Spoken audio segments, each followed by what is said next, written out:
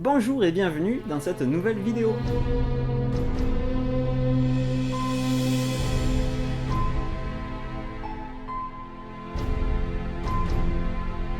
Alors non, surtout non, ne partez pas tout de suite, vous vous êtes pas planté, vous êtes bien sur les histoires de vie calme.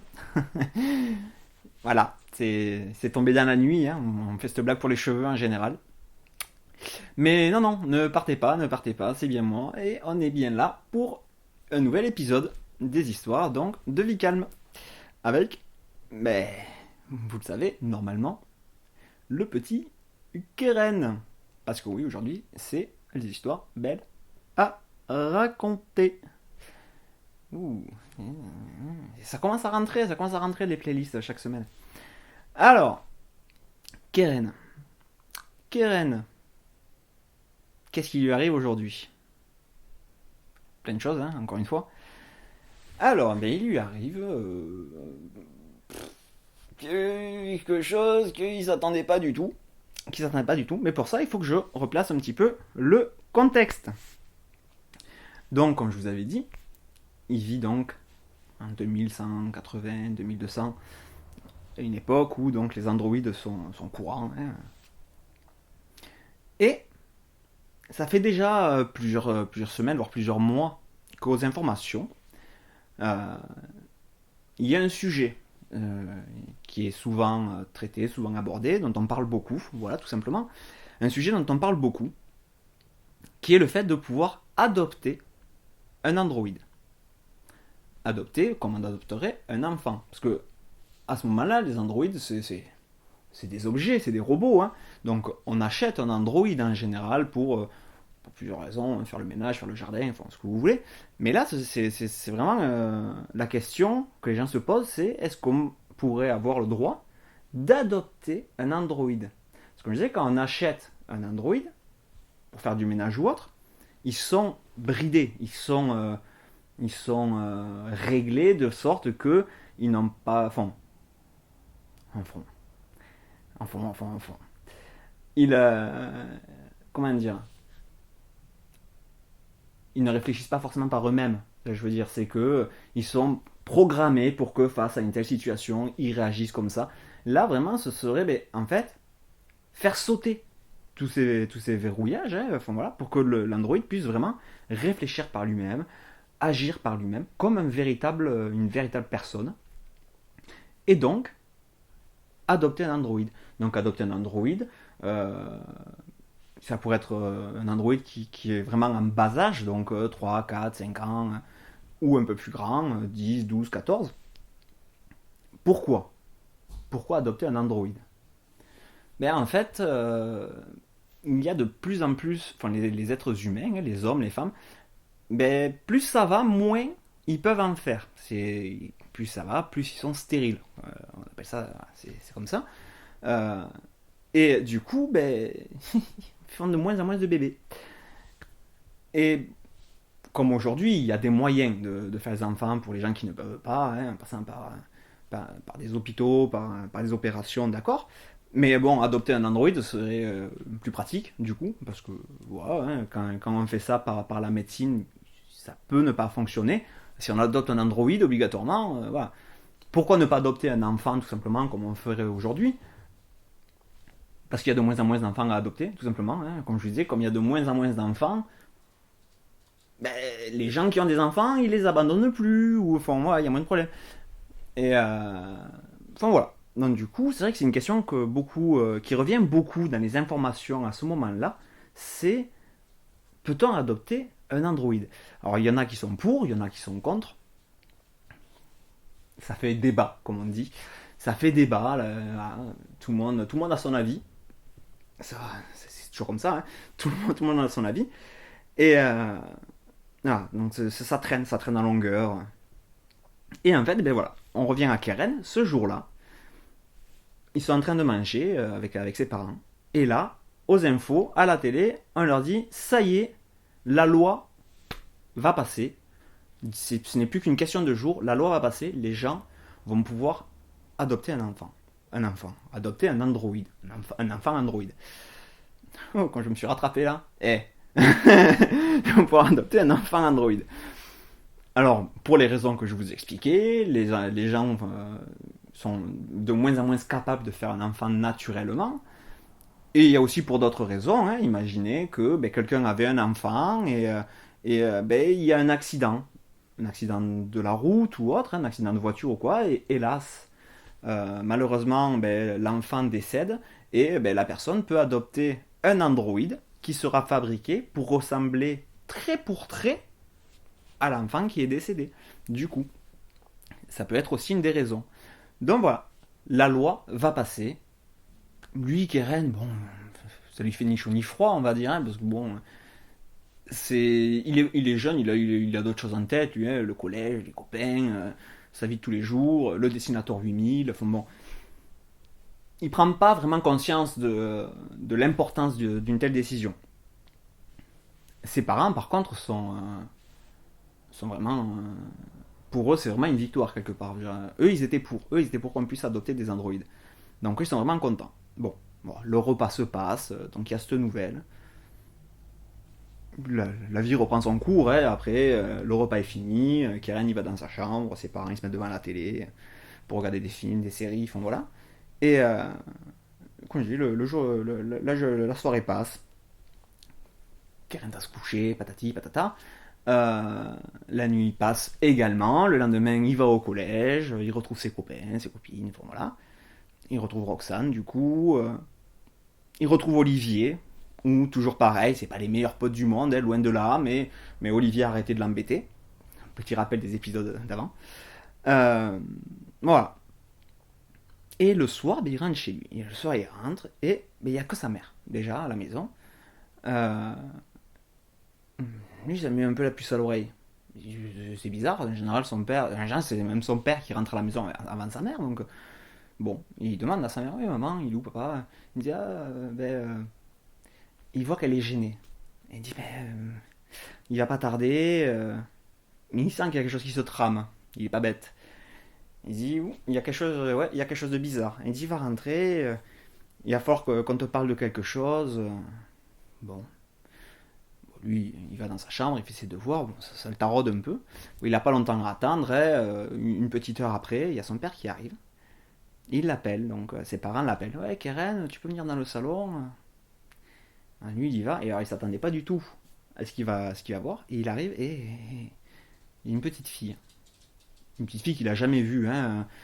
Et une petite fille qui est dans le salon entre son père et sa mère. Lui, mais c'est qui?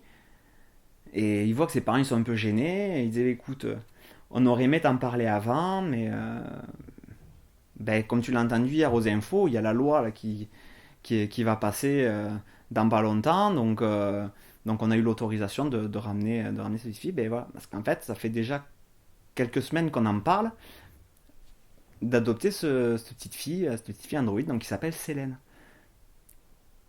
Et lui il comprend pas, mais pourquoi est-ce que vous n'en avez pas parlé avant?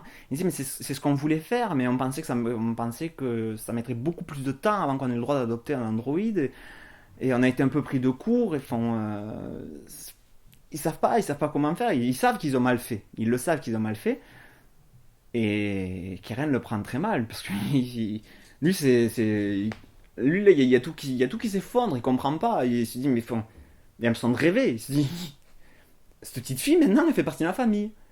Il va falloir que je la considère comme ma soeur. Il dit mais je la connais pas, on m'en a jamais parlé. Et là elle est là comme ça d'un coup. Et quand il sait même pas, sa mère elle a été enceinte.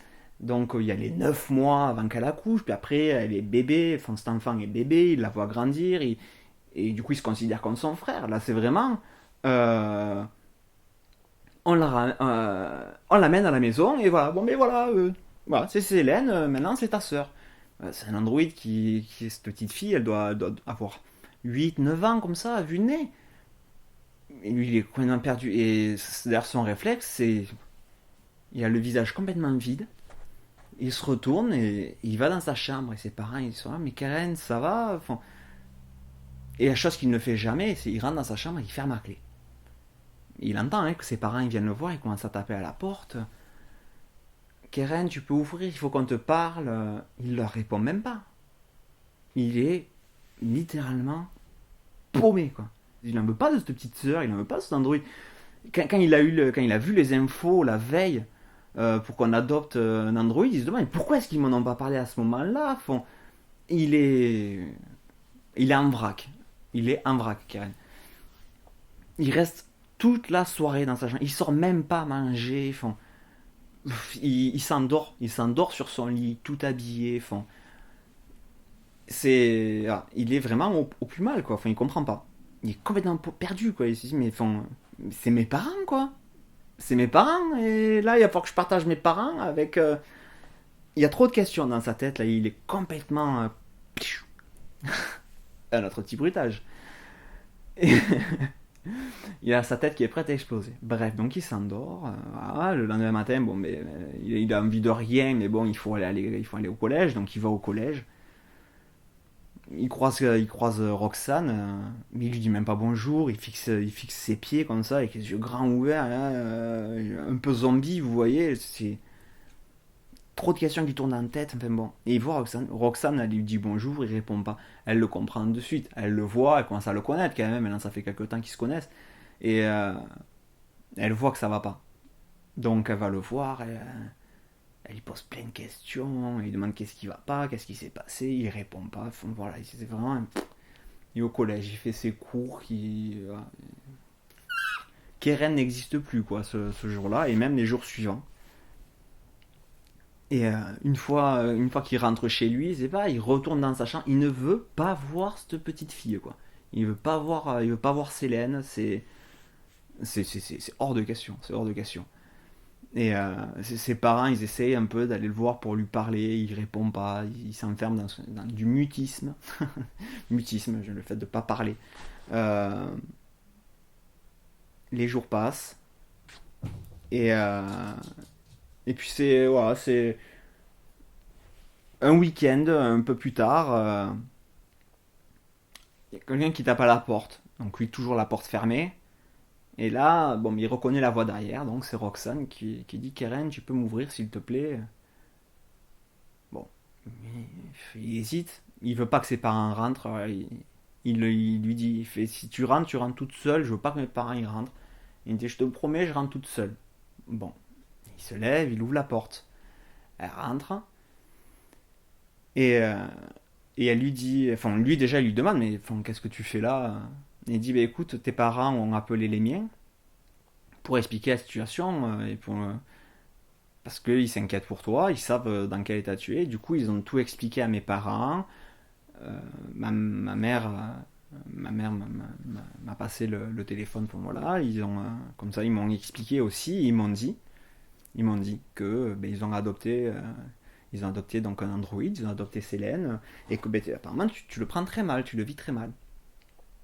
Et il répond pas, il se pose sur sa chaise, elle se pose sur le lit derrière lui, et donc il est dos à elle, hein. Et, elle commence donc, ce qu'il comprend, il comprend qu'en fait ses parents font pour lui, en tout cas, ils ont fait venir Roxane pour qu'elle le fasse changer d'avis, quoi. Et donc, c'est Roxane, c'est sa meilleure amie, donc il a pas envie de la mettre à la porte, mais bon, il a pas forcément envie de discuter non plus, du coup.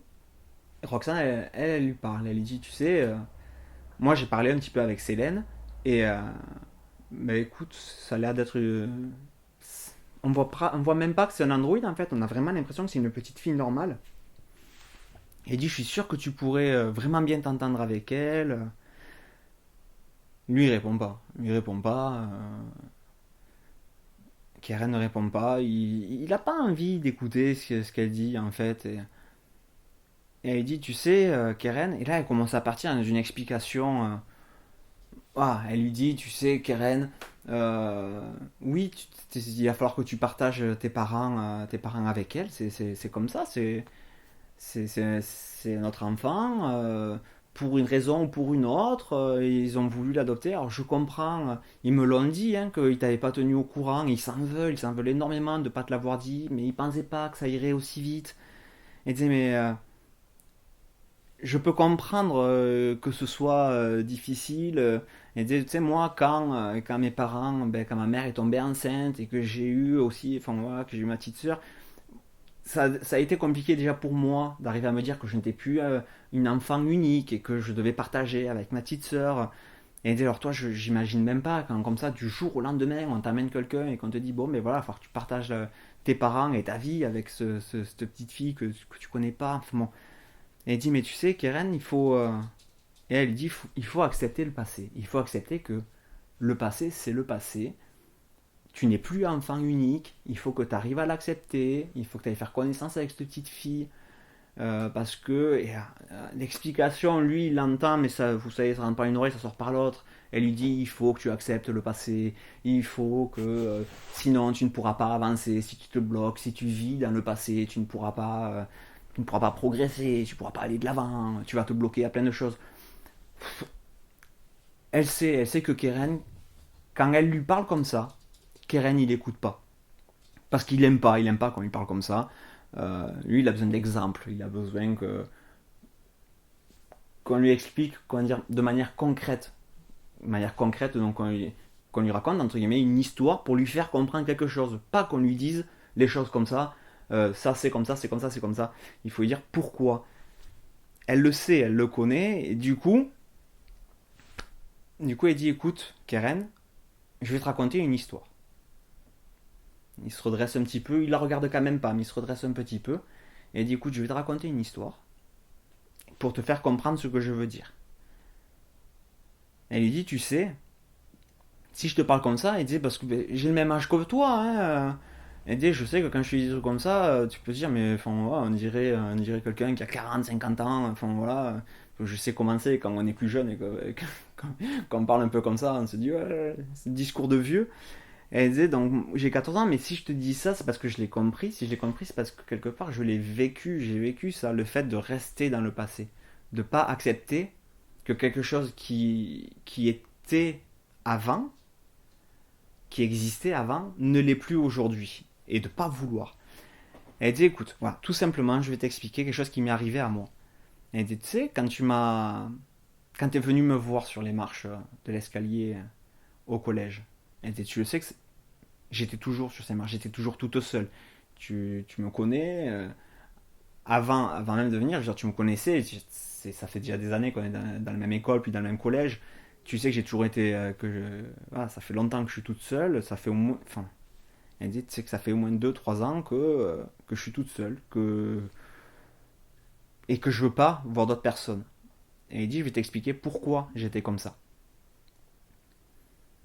Et elle lui dit, tu sais, j'ai eu une meilleure amie. J'ai eu une meilleure amie, vraiment, c'était comme une sœur pour moi.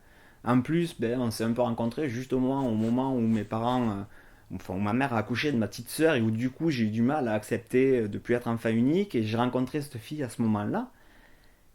Et justement, elle avait la même passion, on va dire, que moi. Elle aimait elle aussi raconter et écouter des histoires. Donc, et bien donc, voilà, ce que je faisais quand tu es venu me voir, être assis, regarder être assise, excusez-moi, être assise, regarder les gens et s'imaginer des histoires, et bien en fait, c'est ce que je faisais avec elle.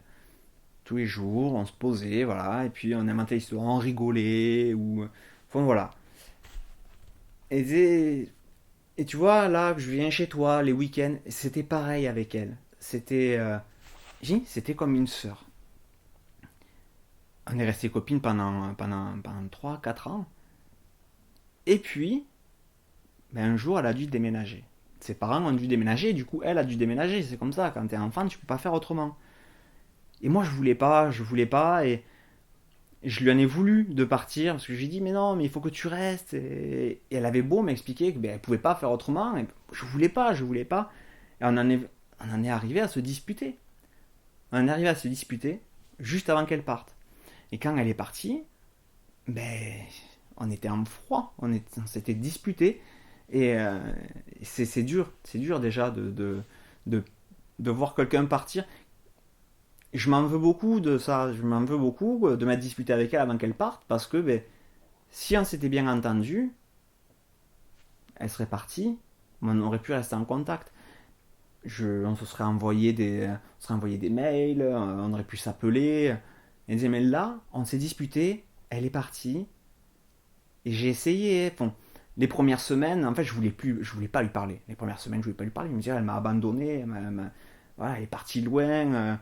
Même elle me contactait pas, donc je me dis, ouais, elle m'a oublié, elle a rencontré d'autres personnes. Et puis après, ben, j'ai essayé de lui envoyer des mails, j'ai essayé de l'appeler, j'ai essayé de faire plein de choses. Et elle ne m'a jamais répondu. Et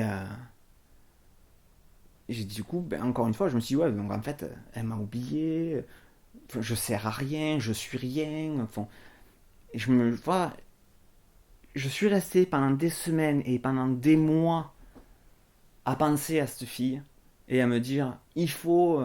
Enfin, je suis resté à penser voilà, à elle et je profitais pas des jours de ce que je vivais. Je cherchais pas à aller rencontrer des gens, à aller rencontrer d'autres enfants. Je cherchais pas à trouver d'autres amis. Je, je voulais qu'elle soit là. Je voulais que le passé soit toujours là. Je voulais qu'elle soit toujours ma copine et je voulais qu'elle soit toujours au collège, enfin, qu'elle soit toujours à l'école avec moi. Je voulais qu'on continue à se raconter des histoires. Et pendant des mois, je n'ai pas réussi à accepter ça. J'ai pas réussi à accepter que ce n'était plus le cas, que ça n'existait plus. C'est triste, c'est malheureux, ça aurait pas dû arriver, c'est arrivé. À un moment ou à un autre, il faut arriver à l'accepter. Tu l'as vu, le fait que je n'arrive pas à accepter qu'elle ne soit plus là. Je suis resté seul pendant combien de temps, Keren?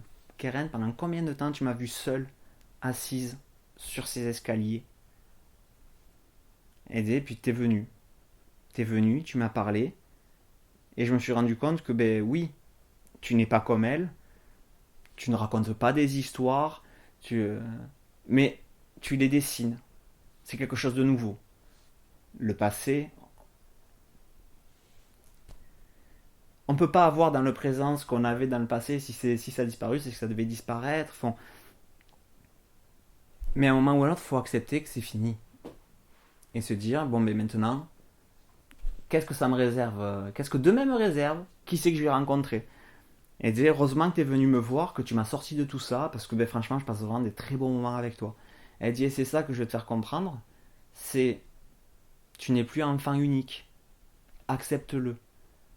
C'est dur, c'est compliqué, mais si tu t'enfermes dans cette idée de je veux rester un enfant unique, tu vas vouloir passer du temps avec tes parents comme avant, mais tes parents, eux, ils ont adopté un androïde, ils ont adopté cette petite fille, ils ont adopté Célène. Ils vont devoir passer du temps avec Célène, comme on passe avec un enfant. Et donc toi, tu vas vouloir du temps qu'ils n'auront pas forcément, tu vas te retrouver tout seul, tu vas être malheureux, tu vas leur en vouloir.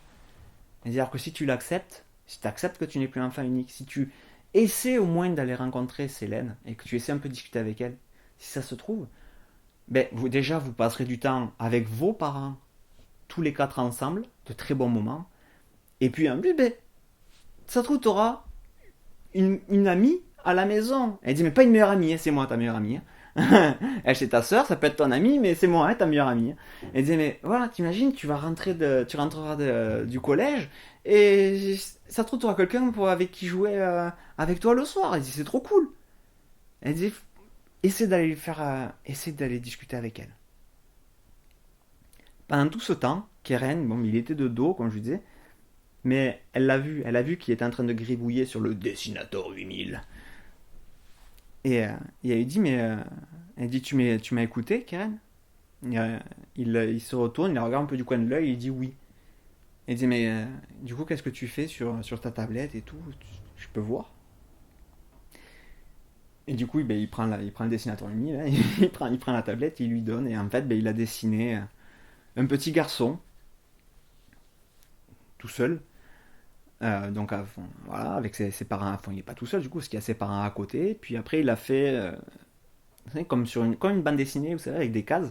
Dans la case d'à côté, donc, eh bien, avec les parents et une petite fille, lui qui est un petit peu séparé des autres. Sur l'autre case, il montre ben, un petit garçon de 14 ans à peu près, tu voyais un petit peu comme ben, l'âge qu'il a lui, avec une couche et une sucette, et font voilà, vraiment comme un bébé de 14 ans, quoi.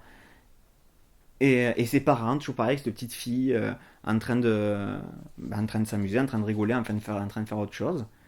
Et sur la case d'après, ben, il montre que ce petit garçon en couche avec la sucette, il va parler avec cette petite fille. La case d'après, ben, on voit qu'il a plus sa couche, il a plus sa teute, il est un petit peu plus grand, un peu plus costaud, et la petite fille derrière qui le suit pendant qu'il est en train de marcher. Et puis sur une case d'après, ils sont en train de jouer. Quelque part, il a compris en fait, c'est ce qu'il veut montrer dans son dessin, c'est qu'il a compris ce que Céline lui a dit, c'est que s'il veut rester dans le passé, ben, qu'il y reste, mais il sera tout seul, et il restera un enfant toute sa vie, tout seul, sans, enfin voilà, avec ses parents qui n'ont pas forcément autant le temps d'être avec lui qu'avant.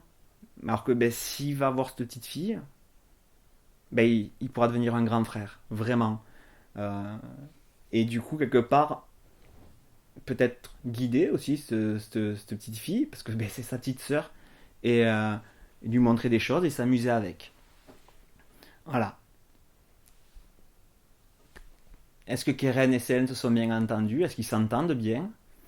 Je vous le raconterai dans une autre histoire. Mais en tout cas, voilà. C'est le sujet de cette histoire-là. Il faut accepter c'est normal quand on a quelque chose qu'on aime de le perdre. Enfin voilà, comme lui qui, ben, il était enfant unique, donc il avait ses parents, ils s'occupaient de lui, ils avaient que ça, ils avaient tout leur temps, ils l'avaient pour lui. Ben, quand on perd quelque chose comme ça ou autre, hein, qu'on avait, qu'on n'a plus, ben, il faut pas rester enfermé dessus. Ah, quand j'avais ça, ah, j'aimerais avoir ça encore. Non, c'est dire, bon, ben, je l'ai eu, j'en ai profité. Ça, par contre, ça aussi, mais ça, je vous raconterai une autre histoire qui expliquera justement le fait de profiter de ce qu'on a. Mais voilà, si vous avez profité de ce que vous avez, bon, mais si vous l'avez plus, vous avez passé le temps qu'il y avait à faire avec. Enfin, voilà, et ben, maintenant, il y a autre chose. Voilà. Il ne faut pas rester bloqué dans le passé. Il faut l'accepter, c'est du passé. Il faut vivre en paix avec, on va dire. Faut en être content. Il faut être content d'avoir vécu ça. Mais il ne faut pas refuser de vivre le reste, du coup, ce qui se présente au fur et à mesure. Voilà. Donc, ben, ne restez pas trop dans le passé. Ne restez pas trop dans hier. Pareil, par exemple, vous avez fait un contrôle. Ça s'est mal passé. Euh, vous êtes miné, vous êtes malheureux, ben restez pas bloqué dessus. Ah oui, ben oui, c'est pénible, c'est... Et ben au prochain contrôle, vous allez cartonner, et puis c'est tout.